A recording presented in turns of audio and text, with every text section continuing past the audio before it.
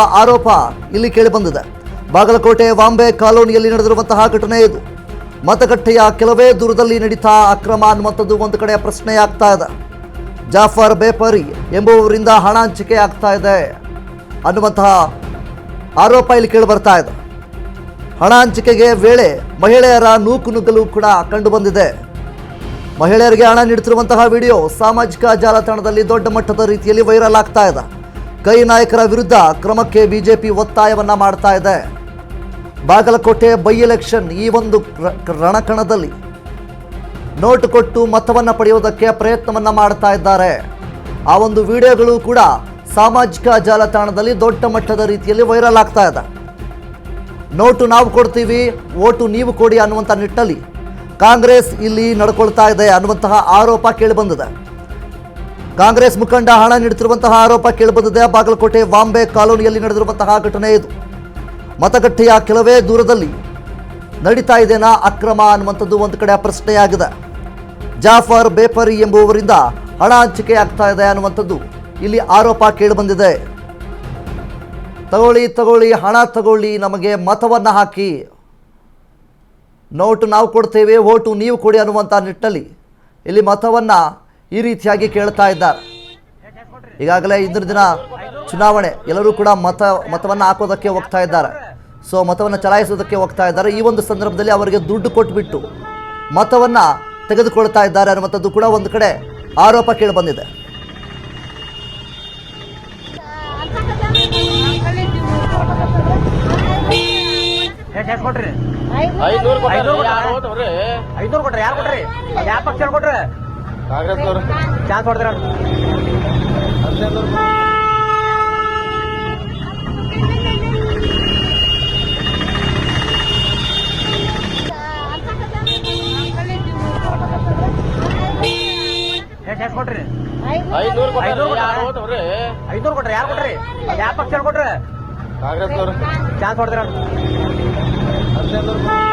ಇನ್ನು ಇದ್ರ ಬಗ್ಗೆ ಹೆಚ್ಚಿನ ಮಾಹಿತಿ ನೋಡೋದಕ್ಕೆ ನಮ್ಮ ಪ್ರತಿನಿಧಿ ವಿವೇಕ್ ನಮ್ಮ ಜೊತೆ ಇದ್ದಾರೆ. ವಿವೇಕ್, ಮುಖ್ಯವಾಗಿ ಬಾಗಲಕೋಟೆ ಕ್ಷೇತ್ರದಲ್ಲಿ ರಣಕಣ ಇವತ್ತು ಮತದಾನವನ್ನ ಮಾಡ್ತಾ ಇದ್ದಾರೆ. ಸೊ ಈ ಒಂದು ಹೊತ್ತಿನಲ್ಲಿ ಕಾಂಗ್ರೆಸ್ನವರು ದುಡ್ಡು ಕೊಟ್ಟು ಮತವನ್ನ ಹಾಕಿಸ್ಕೊಳ್ತಾ ಇದ್ದಾರೆ ಅನ್ನುವಂತಹ ಆರೋಪಗಳು ಮತ್ತು ವಿಡಿಯೋಗಳು ಸಾಮಾಜಿಕ ಜಾಲತಾಣದಲ್ಲಿ ಎಲ್ಲಾ ಕಡೆ ಕೂಡ ವೈರಲ್ ಆಗ್ತಾ ಇದೆ. ಸೊ ಇದ್ರ ಬಗ್ಗೆ ಏನೆಲ್ಲ ಅಪ್ಡೇಟ್ಸ್ಗಳು ಬಂದಿದೆ ವಿವೇಕ್? ಈಗಾಗಲೇ ಏನು ಬಾಗಲಕೋಟೆಯಲ್ಲಿ ಒಂದು ಉಪಚುನಾವಣೆ ನಡೀತಾ ಇದೆ. ಇದರಲ್ಲಿ ದೊಡ್ಡ ಮಟ್ಟದಲ್ಲಿ ಸಮರನೆ ನಡೀತಾ ಇದೆ. BJP versus Congress.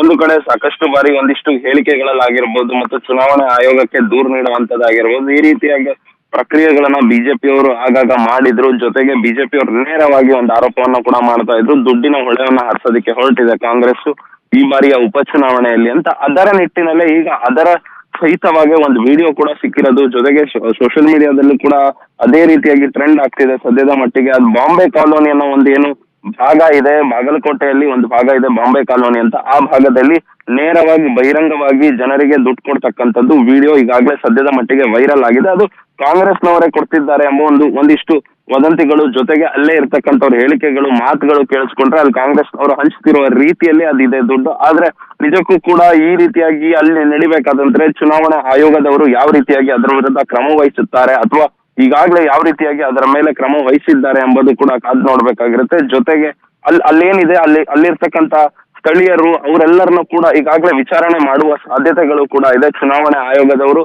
ಜೊತೆಗೆ ಅಲ್ಲೇ ಇರ್ತಕ್ಕಂಥ ಅಂದ್ರೆ ನಿಯರ್ ಬೈ ಯಾವ ಬೂತ್ ಇರುತ್ತೆ ಆ ಬೂತ್ಗೂ ಕೂಡ ಅಲ್ಲಿ ನಿಯರ್ ಬೈ ಇರ್ತಕ್ಕಂಥ ಬೂತ್ ನಲ್ಲಿ ಈಗಾಗಲೇ ಚುನಾವಣಾ ಆಯೋಗದವರು ಕೂಡ ಇರ್ತಾರೆ, ಜೊತೆಗೆ ಪೊಲೀಸ್ನವರು ಕೂಡ ಇರ್ತಾರೆ. ಅಲ್ಲೇ ನಿಯರ್ ಬೈ ಏನಾದ್ರು ಇದು ಮಾಡಿದ್ರೆ ಅವರೇ ಅದರ ವಿರುದ್ಧ ಕ್ರಮಗಳನ್ನ ಕೂಡ ತೆಗೆದುಕೊಳ್ತಾ ಇದ್ರು. ಆದ್ರೆ ನಿಜಕ್ಕೂ ಕೂಡ ಈ ರೀತಿಯಾಗಿ ಆಗಿರೋಂಥದ್ದು ಒಂದು ರೀತಿಯಾಗಿ ವಿಪರ್ಯಾಸ ಅಂತಾನೆ ಹೇಳ್ಬೋದು. ಚುನಾವಣೆಯ ಸಂದರ್ಭದಲ್ಲಿ ಈ ತರ ಬಹಿರಂಗವಾಗಿಯೇ ಅಂದ್ರೆ ಬೆಳಗಿನ ಜಾವದಲ್ಲೇ ಅಂದ್ರೆ ಈಗ ನಡೆಯುವಂತ ಚುನಾವಣೆ ನಡೆಯುವ ಸಂದರ್ಭದಲ್ಲೇ ಈ ರೀತಿಯಾಗಿ ದುಡ್ಡು ಹಂಚಿಕೆ ಮಾಡಿರ್ತಕ್ಕಂಥದ್ದು ಇದು ದೊಡ್ಡ ಮಟ್ಟದ ಅಪರಾಧ ಕೂಡ ಆಗುವಂತ ಸಾಧ್ಯತೆಗಳಿದೆ. ಇದರ ವಿರುದ್ಧ ಮುಂದಿನ ದಿನಗಳಲ್ಲಿ ಏನಾದ್ರೂ ಕಾನೂನು ಕ್ರಮ ಆಗುತ್ತಾ ಅಥವಾ ವಿಪಕ್ಷದವರಾಗಿರೋರು ಏನಾದ್ರೂ ಇದ್ರ ವಿರುದ್ಧ ಏನಾದ್ರೂ ಕ್ರಮಗಳನ್ನ ತೆಗೆದುಕೊಳ್ತಾರ ಅಂತ ಕೂಡ ಕಾದ್ ನೋಡ್ಬೇಕಾಗಿರುತ್ತೆ ವಿನೋದ್. Thank you Vivek.